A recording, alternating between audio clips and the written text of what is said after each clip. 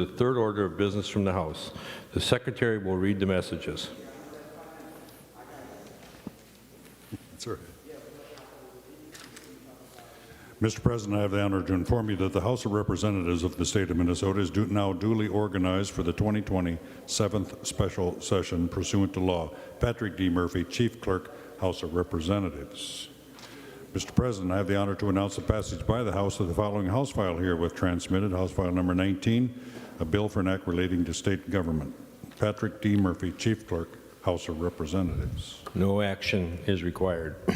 Remaining under motions and resolutions, the next order of business is the fourth order of business, first reading of House bills. The Secretary will read House File Number 19. House File Number 19, a bill for an act relating to state government. House file has been given its first reading. Senator Gazelka.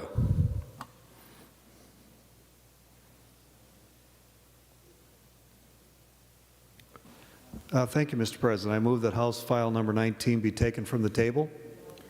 I think you need to declare an urgency. I'm going to. I don't think it's on the table, though. All right.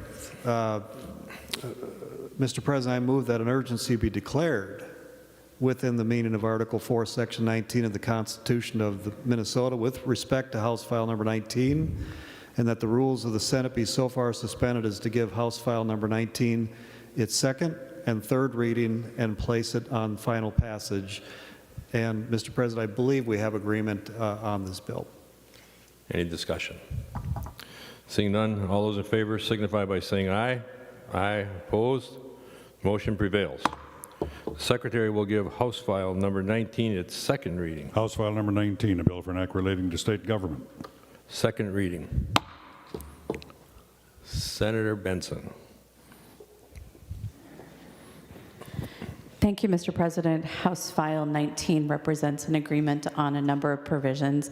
Article 1 is the LCCMR provision that makes technical corrections in conjunction with a 2018 project. The work plan approved by the Commission gave the project more time than it actually had under appropriation, and this provision fixes that error. Article 2 is the workers' compensation article.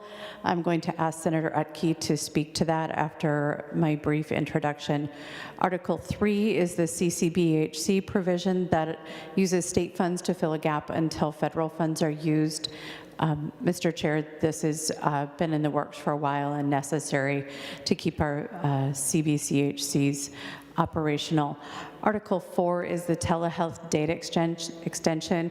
It only extends the date to the date that the other telehealth provisions have been extended. This relates to using your home as an origin for telehealth. There'll be more work next session on telehealth provisions, but this allows us to continue with COVID status until the end of the fiscal year next year.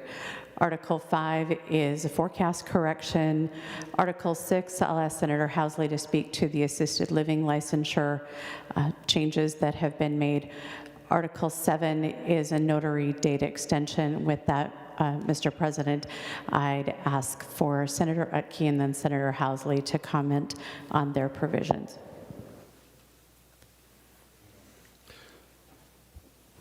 Senator Utke.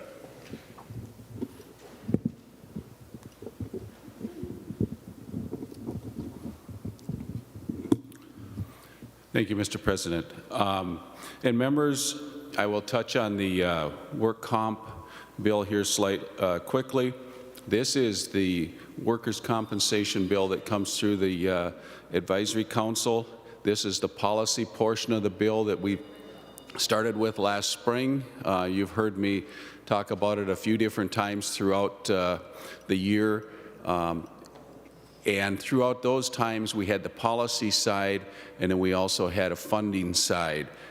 Today, we are looking just at the policy language that the department and approved by the council have been working on, and have, nothing's changed all the way along. It's what everybody wanted there. The only thing that has changed in the bill that's before you today are to update the effective dates, because of course we're quite a bit later in the year than what we had then. So I'll just briefly go over what's in it for a refresher.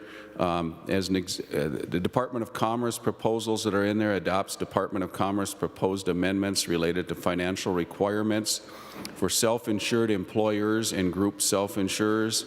There's occupational disease presumptions. It adds correctional officers and security counselors employed by cities, counties, and the state to the list of occupations for which certain diseases and PTSD are presumed to be occupational diseases if certain conditions are met.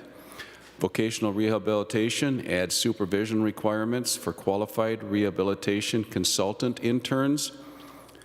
Payment to estate of employee allows insurers to pay the estate of a deceased injured worker following receipt of compliant affidavit of collection of personal property.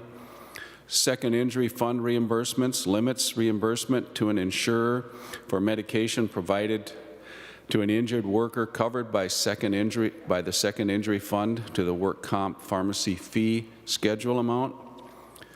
Employment insurance data clarifies what insurance policy data reported to the Department of Labor and Industry by its contractor is public and how it may be requested for insurance verification purposes. Prompt First Action Report clarifies the requirements for DLI's annual Prompt First Action Report on the percentage of claims that were timely paid or denied by each payer. Filing electronic reports of injury in campus specifies the workers' compensation reports that payers must provide to employees and electrically file in campus, campus being the new computer system that just has gone online. Provides the Commissioner with authority to amend or repeal rules that conflict with the service and electronic filing requirements. Access to the division file in campus clarifies who has access to the campus division file and under what circumstances. Requires that campus generate an audit trail when the division file is assessed. Creating a campus account, there it specifies who must create a campus account and requires those persons to authenticate their identity and agree to terms safeguarding data security and privacy in data in campus. And service through an agency's electronic system identifies obligations of senders, recipients, and agencies when a party to a claim electronically files a document in the wrong file or sends a document to the wrong person. Provides that the agencies whose electronic system is used is not responsible under Minnesota Statute 3.971 in Chapter 13 for the improper release. And members, this is a language that has been agreed now by all parties and all stakeholders and is ready to move forward. So we'd appreciate your support. Thank you, Senator Utke. Any further discussion? Senator Housley. Thank you, Mr. President. We have all stakeholder agreement, all the parties on this technical language that is added to the bill. In the 2019 Elder Care and Abuse, Elder Care Protection Act of 2019, we developed a board of long-term care supports and services, and what that board is supposed to do is license our director of assisted living facilities. We have new licensure going into place here in Minnesota where we will be licensing our assisted livings. August 2021 is the deadline. But in order to do that, we need to have the directors be licensed by this board. But what we neglected to do was put money in that fund for them to develop the licensing. So after a lot of back and forth and discussion between the facilities and the department, there will be a new fee that is going to be paid by the facilities, which they have agreed to, which will go into the fund that will be used to license these directors. And then also there's comfort language that refers to the Vulnerable Adults Act and a couple other technical things that we have had all of the stakeholders sign off, and they are in agreement with all of this language. So thank you, Mr. President. Any further discussion? Seeing none, the Secretary will give House File 19 its third reading. House File Number 19, a bill for an act relating to state government. Third reading. Any closing comments? Seeing none, the Secretary will take the roll.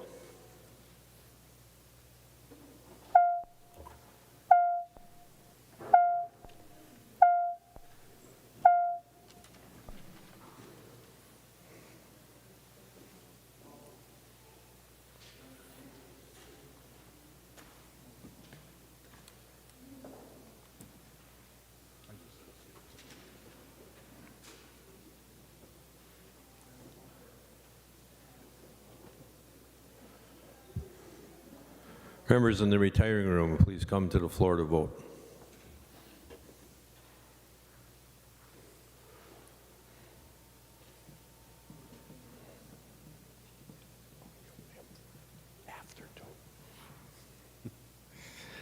Members in the President's office, come to the floor to vote, please.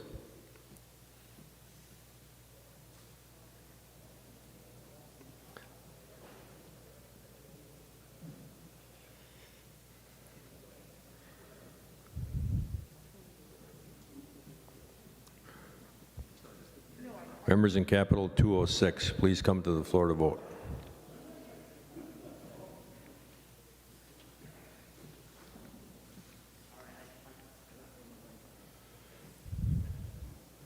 Members in 237, come and cast your vote. And members in 303, come to the floor to vote, please.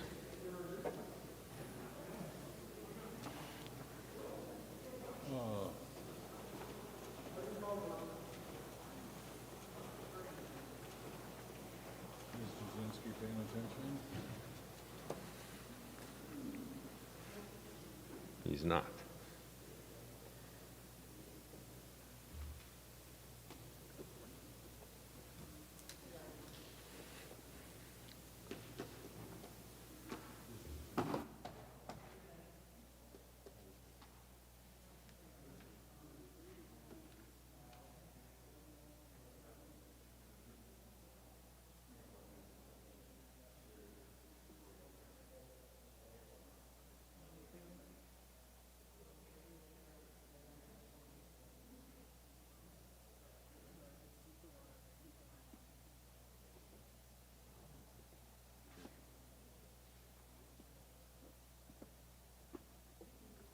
Yep.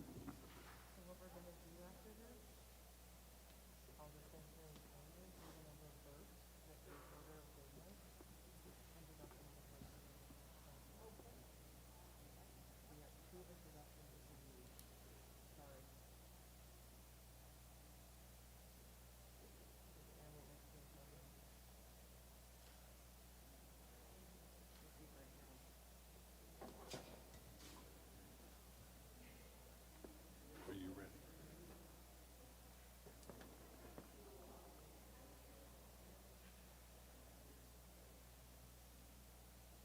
Jasinski's ready when you are. He was getting good help from here.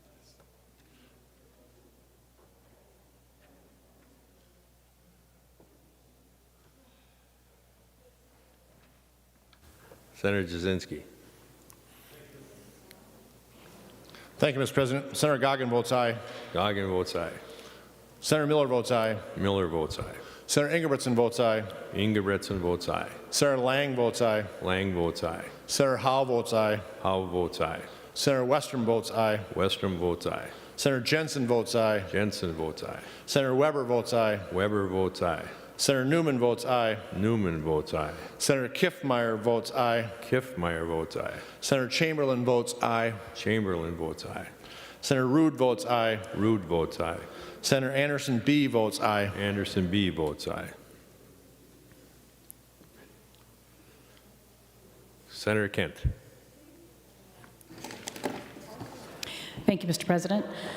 Senator Carlson votes aye. Carlson votes aye. Senator Clausen votes aye. Clausen votes aye. Senator Dibble votes aye. Dibble votes aye. Senator Dietzick votes aye. Dietzick votes aye. Senator Franzen votes aye. Franzen votes aye. Senator Frentz votes aye. Friends votes aye. Senator Hayden votes aye. Hayden votes aye. Senator Isaacson votes aye. Isaacson votes aye. Senator Lane votes aye. Lane votes aye. Senator Latz votes aye. Latz votes aye. Senator Little votes aye. Little votes aye. Senator Newton votes aye. Newton votes aye. Senator Rest votes aye. Rest votes aye. Senator Simonson votes aye. Simonson votes aye. Senator Sparks votes aye. Sparks votes aye. Senator Torres Ray votes aye. Torres Ray votes aye. Senator Wickland votes aye. Wickland votes aye. Do you have Senator Eaton's vote? No? She's excused. Okay. All senators having voted who desire to vote, the secretary will close the roll. There being 64 ayes and 0 nays, the bill is passed and its title agreed to.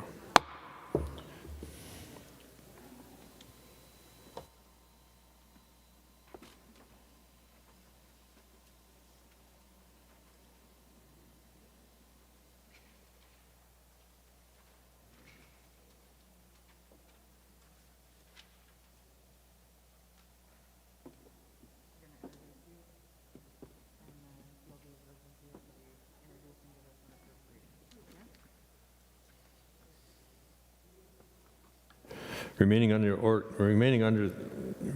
the order of business of motions and resolutions, we will revert to the 8th order of business, introduction and first reading of Senate bills. The secretary will read Senate file number 30. Senators Pappas, Rest, and Latz introduce Senate File Number 30, a bill for an act relating to capital investment modifying the appropriation for Colon Valley Highway 55 project. Senate file number 30 is referred to the Committee on Rules and Administration. The secretary will read Senate file number 31. Senators Pratt, Dames, Nelson, and Anderson P. introduce Senate File Number 31, a bill for an act relating to state government providing economic relief for businesses adversely affected by the COVID-19 pandemic. The bill read by the secretary will be giving its first reading and referred as indicated. First reading. All right.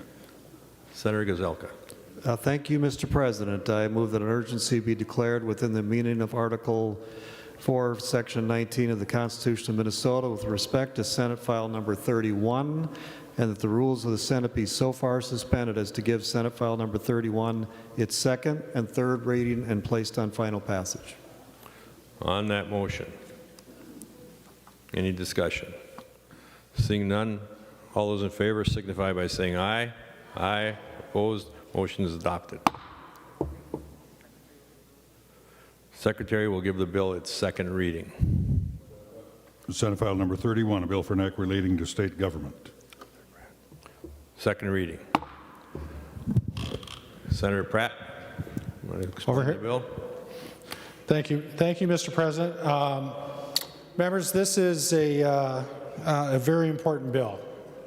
Very important bill for our communities, a very important bill for our small business owners that have been impacted by the latest executive order, and important for the employees that work in those industries. Members, I'm just going to briefly run through a few of the sections and then turn it over to Senator James for Article 2 and Senator Nelson for Article 6. Members, our small business relief package starting in Article 1 directs the Department of Revenue to issue checks to qualified businesses, and we've defined qualified businesses as breweries, wineries, distilleries, fitness and sports recreation centers, bowling centers, specialty foods, bars and restaurants that have seen a 30% or greater decrease in their sales year over year. These are the businesses, these are the small business owners and the employees that have been most hurt by the executive order. And for those businesses, we would allow them to get a direct grant to help them stay open. We would allow for those without any employees or just family members to receive $10,000. Those with up to 20 employees receiving $15,000, up to 100 receiving $25,000, up to 335,000, and those without or those with greater than 300 employees, 45,000. Those checks will be mailed directly to these businesses from the Department of Revenue. That is the fastest way for us to provide direct relief to our businesses impacted by the last executive order. And members, in working with the Department of Revenue, we'll be sending out $88 million this fiscal year from the general fund to help those businesses.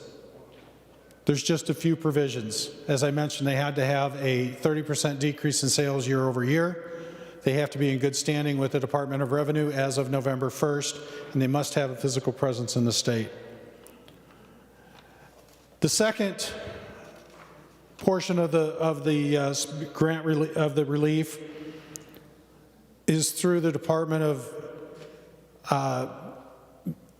Employment and Economic Development, specifically targeting convention centers and movie theaters.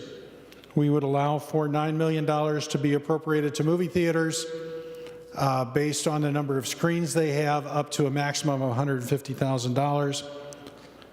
And to convention centers, we would appropriate $5 million as they've had all of their events canceled.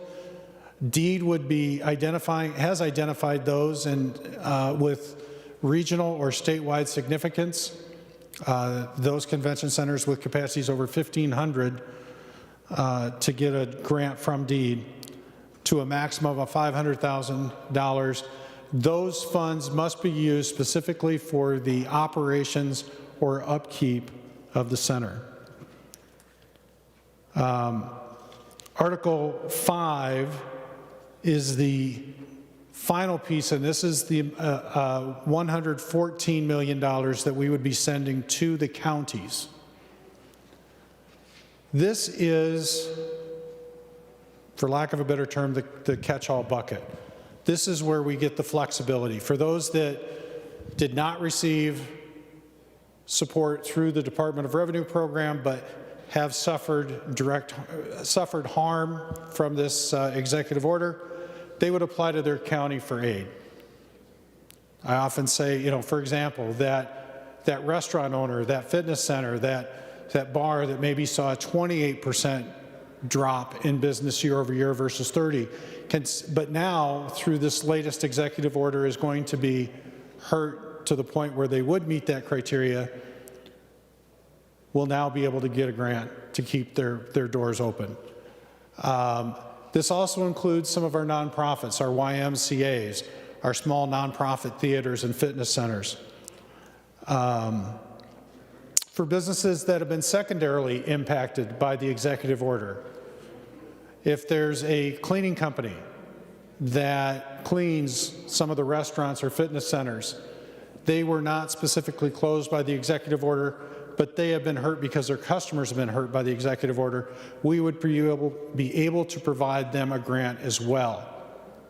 And we've asked to provide the maximum amount of flexibility to the counties to provide those funds in a way that best helps their communities.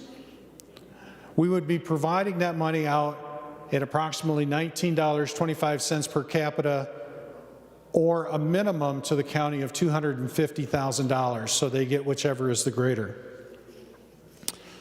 I will let Senator Dames talk about Articles 2 and 3, and then ask Senator Nelson to talk about Article 6. So, Mr. President, that ends my comments, and I think Senator Dames would like to speak to his provisions. Senator Dames. Well, thank you, Mr. President and members. Section 3 of this bill contains some alcohol provisions and changing of fees. The first one is, hang on one second here. The first one is allowing for the wastewater, or not the wastewater, for the brewery water usage through the Met Council. And so if you're a brewery that manufactures under 20,000 barrels a year and you're within the Met Council's area that charges that fee, there'd be up to a $2,000 credit for the charges on that fee. Then the second one is certain liquor permits are being waived. The first one is the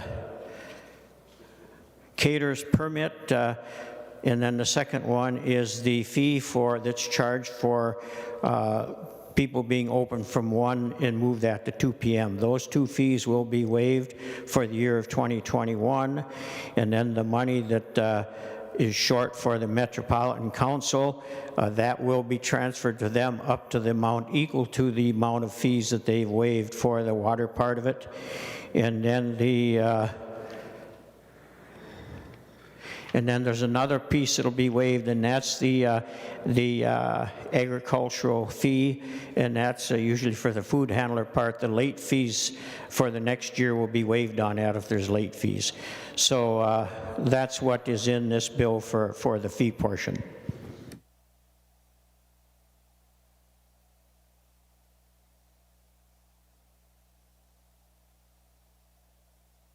Oh, Senator Nelson, come on in.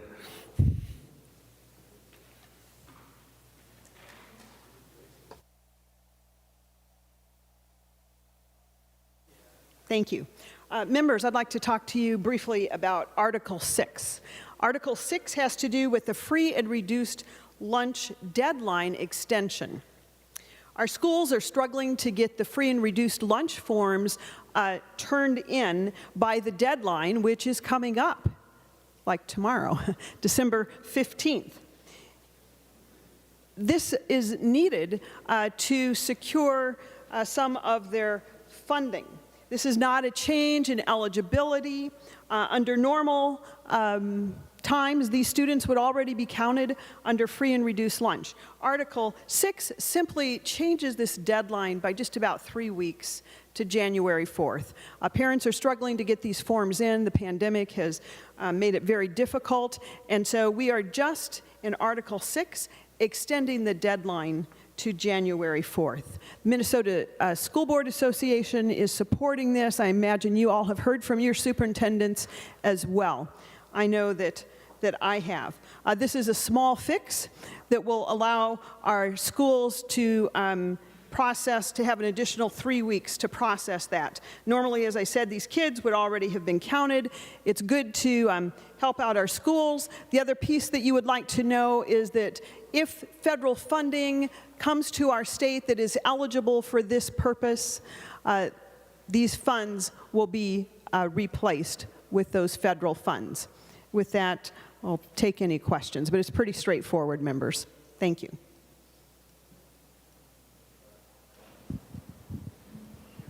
Senator Pratt. Thank you, Mr. President.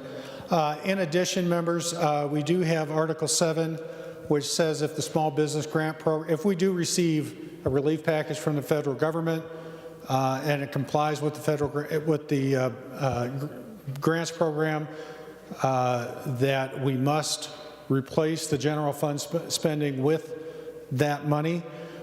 We also have Article 3, which talks about additional unemployment benefits. And I'd like to just speak to that because we're waiting for an amendment to come over with the sign-off of Commissioner Grove. But we have agreed to a 13-week extension for unemployment benefits for employees still laid off and benefits expiring this week going forward until April 10th. It's pretty straightforward in that sense, other than some of the language that we have to set aside $25 million out of the general fund to help support the extension for our reimbursable employees. Those are the nonprofits, hospitals that don't pay into the unemployment trust fund, but whose layoffs will also, and employees who are laid off will get extended benefits. So we'll be expecting an amendment on that very shortly with final language. But Mr. President, I'd be happy to take questions on any other sections of the bill.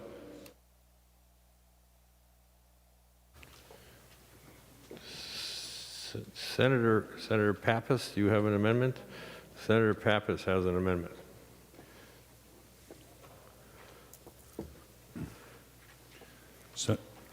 The Secretary will report the amendment. Senator Pappas moves to amend Senate File 31 as follows, page 5 after line 28, insert. This is the A51 amendment. Senator Pappas to the A51 amendment. Thank you, Mr. President, and thank you to our Secretary for announcing the amendment that I didn't get a chance to because they were cleaning off my microphone. Members, I have to just share this with you because I was very disappointed in one section that was left out of the COVID relief bill for small businesses. I was assigned to a working group on liquor flexibility, and unfortunately that working group did not come up with any recommendations. And what's amazing about this is we're saying we want to help small businesses, and certainly our small businesses are going to appreciate the cash if this bill passes that they'll be eligible to apply for. But actually what they really want to be able to do is they want to be able to sell their products. They want to be able to sell to a public that wants to buy the product. And this costs the state absolutely nothing to allow them to do that. We've provided some limited options for restaurants and for our craft breweries to sell product in the past, but there have been some glaring exceptions, like some of our still small businesses, but our larger craft breweries are not allowed to sell growlers. Our micro distilleries are not allowed to do off-sale. So, and then there's been a lot of interest in what we call takeaway cocktails. So it would really save some of our small restaurants that would, can only do takeaway, and it's just not enough income for them. And several members have shared with me some of their family-owned restaurants are just going to go under because we don't allow them to do this one small thing. It's restricted to only during COVID, and it costs the state nothing.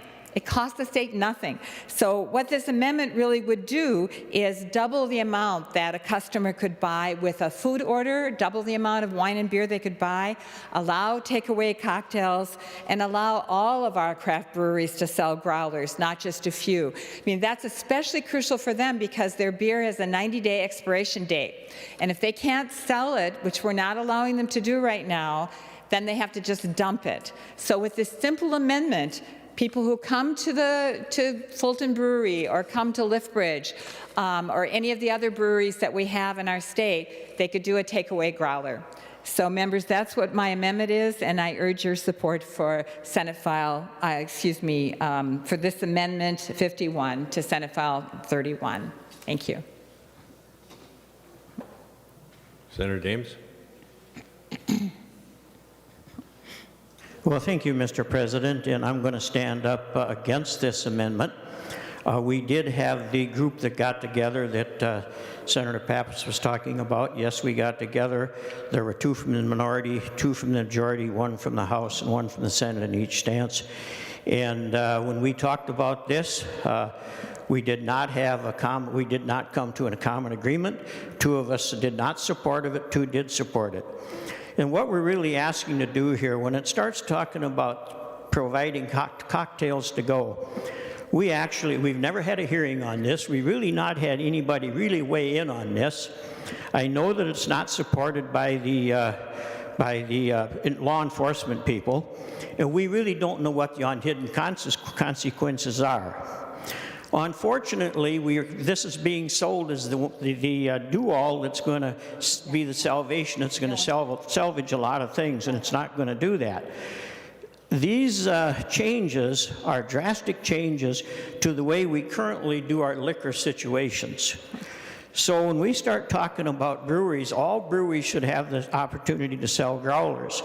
I'm hard-pressed to think that a brewery that manufactures maybe 100,000 barrels a year needs to be selling growlers with the system they have through the distribution system they have. When this was first talked about, and as Senator Pappas, I think, is hinting today, is that this is going to help everybody get through the COVID. Well, if you have a 100,000 barrel brewery, I don't think allowing them to do this is going to help get rid of their stock so that they can have that income coming in and not have to throw that away. Some of the small craft breweries, this may be an issue, but when it comes to what the craft breweries, what their priorities were to get financial help and to get the relief on some of the fees and things like that. And in the bill that Senator Pratt has put together, that provides financial help for the craft breweries, for the restaurants, and for those folks. So I find that when we've taken the top two things that they wanted and we've given them those, and in a sense, this is going to be a whole new way of doing business, and it's going to change the liquor industry drastically. And I don't think that this is something we ought to be doing on the floor at the last minute, considering that the group did not approve of doing this.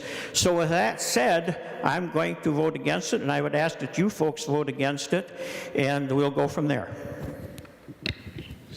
Mr. Chairman, I request a roll call vote, Mr. President. Roll call. There will be a roll call. Senator Gazelka.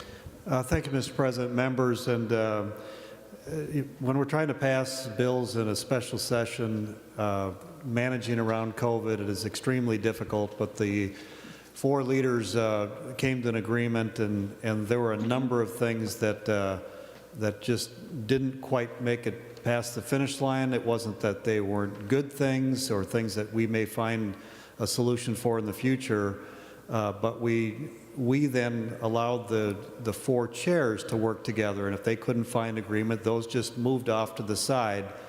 And so anything that comes up that wasn't part of that agreement, I'm going to be a definite no, even though there are some things that I might personally support for how we're trying to do this to actually cobble together very difficult bills. I'm going to be a no because the four leaders agreed that we wouldn't add anything to it.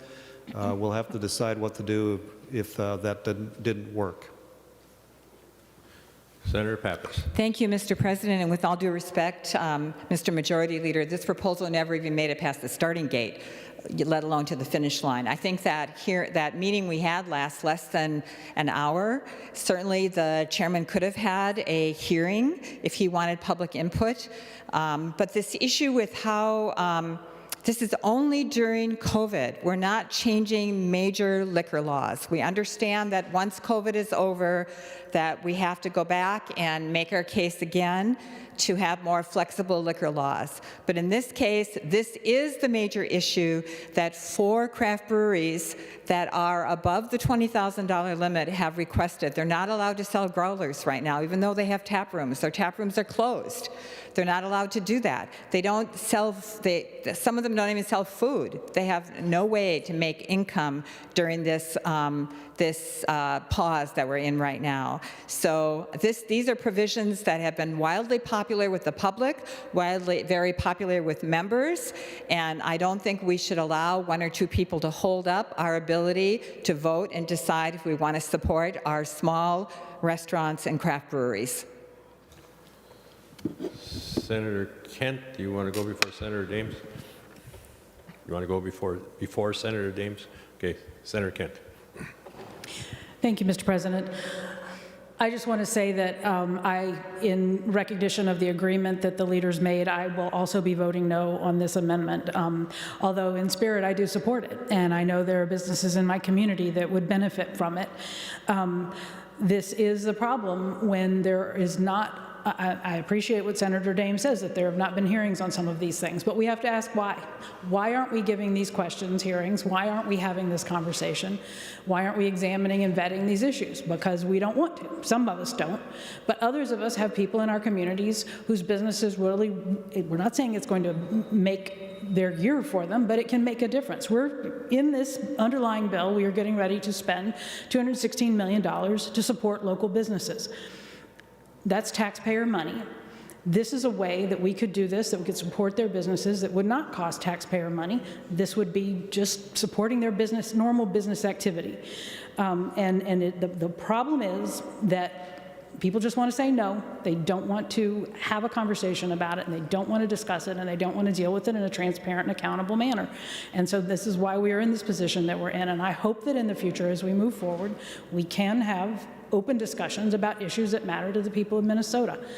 And with that, I just want to reiterate, I will be voting no. I'm going to keep my word, but I understand why others are frustrated and going to vote the way they are. Thank you. Senator Dames. Well, thank you, Mr. President. Senator Pappas, you said the meeting only lasted an hour, and that's very accurate. Now, I apologize. I guess I could have kept you in the meeting longer, everybody had stated what their position was going to be. So I guess I didn't see much reason to keep you around longer, but I'll keep that in mind next time we have a meeting. The other thing is when it comes to having a hearing, it would have been an informational hearing only, and that really don't prove a lot. If we're going to have a hearing, we need to do it when we're in session or when we can do it so that we can take votes and things like that, and that was not available, so that was my position on it. Senator Pappas. Thank you, Mr. President. Just a brief comment. I don't believe there were any hearings for any of the bills that are before us today. They were all negotiated in private work groups. And so I don't think that's an excuse that we can use here today to not consider this proposal. This is the committee of the whole, if you will. We're having a hearing right now. Any further discussion on the A51 amendment? Seeing none, the secretary will take the roll.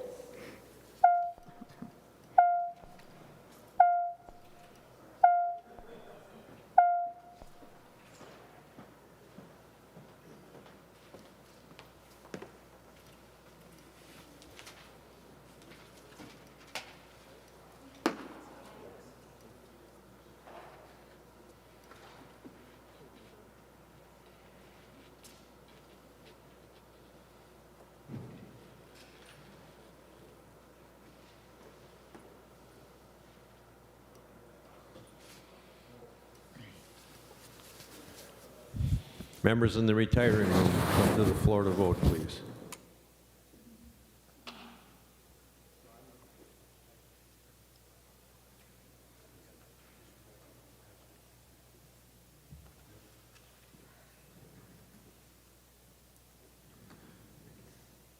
Members in the President's office, please come to the floor to vote.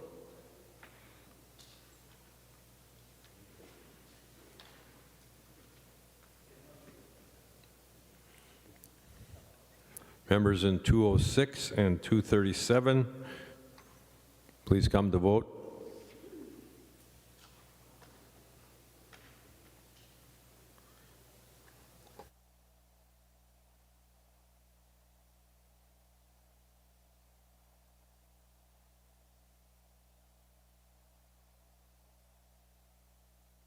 Members in Capital 303, come to the floor to vote.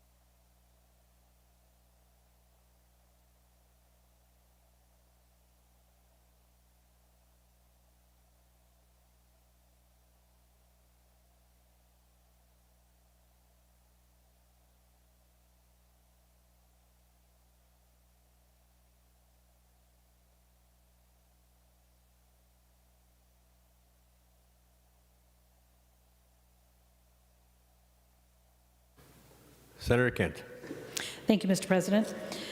On the A51 amendment, Senator Carlson votes aye. Carlson votes aye. Clausen votes aye. Clausen votes aye. Senator Dibble votes aye. Dibble votes aye. Senator Dietzick votes aye. Dietzick votes aye. Senator Eaton votes aye. Eaton votes aye. Senator Franzen votes no. Franzen votes no. Senator Frantz votes aye. Friends votes aye. Senator Hayden votes aye. Hayden votes aye. Senator Isaacson votes aye. Isaacson votes aye. Senator Klein votes aye. Klein votes aye. Senator Lane votes aye. Lane votes aye.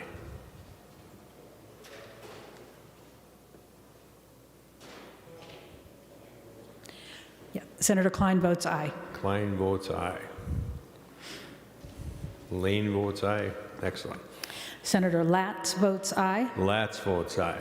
Senator Little votes aye. Little votes aye. Senator Newton votes no. Newton votes no. Senator Rest votes aye. Rest votes aye. Senator Simonson votes no. Simonson votes no. Senator Sparks votes aye. Sparks votes aye. Senator Torres Ray votes aye. Torres Ray votes aye. Senator Wickland votes aye. Wickland votes aye.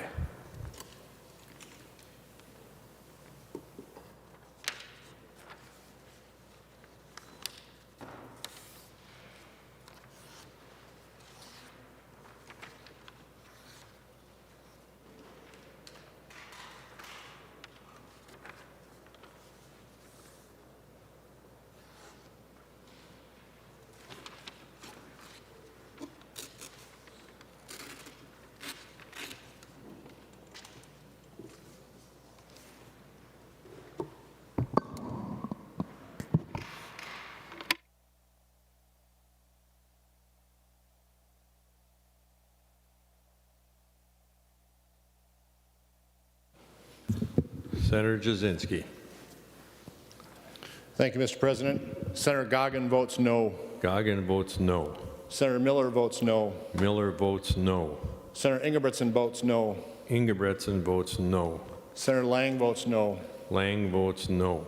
Senator Howe votes no. Howe votes no. Senator Westrom votes no. Westrom votes no. Senator Jensen votes yes. Jensen votes yes. Senator Weber votes no. Weber votes no. Senator Newman votes no. Newman votes no. Senator Kiffmeyer votes yes. Kiffmeyer votes yes. Senator Chamberlain votes no. Chamberlain votes no. Senator Anderson B votes no. Anderson B votes no.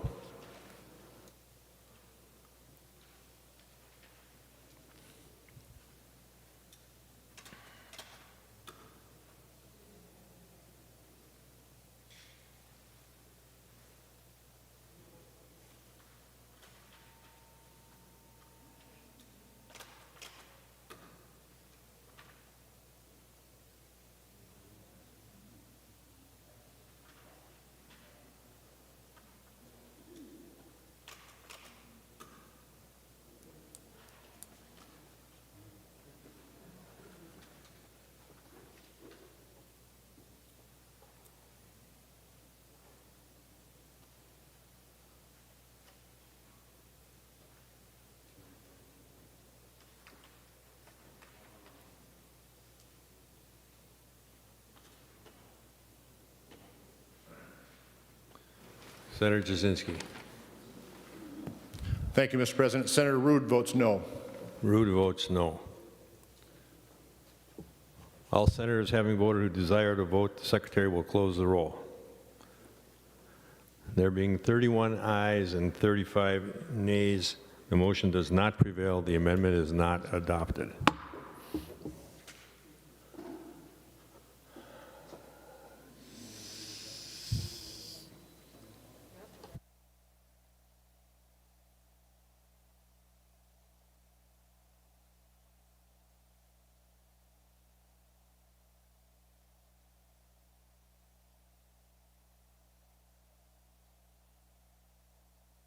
Is Senator Rarick around?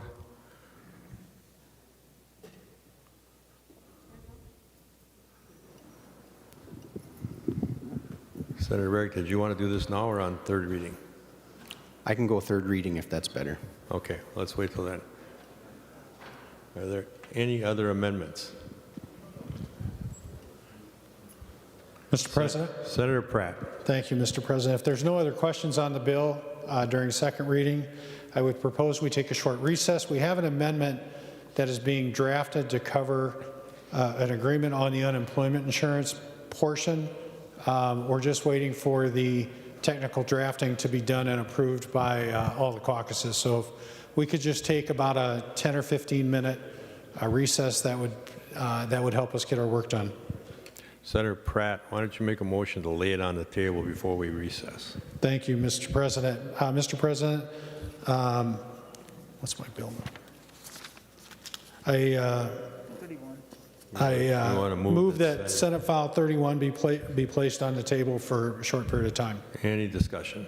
Seeing none, all those in favor signify by saying aye. Aye. Opposed, motion is adopted. Would you like to make a motion to recess? Mr. President, I make a motion to recess to the call of the President. On that motion, all those in favor signify by saying aye. Aye. Opposed, motion is adopted. The Senate is in recess.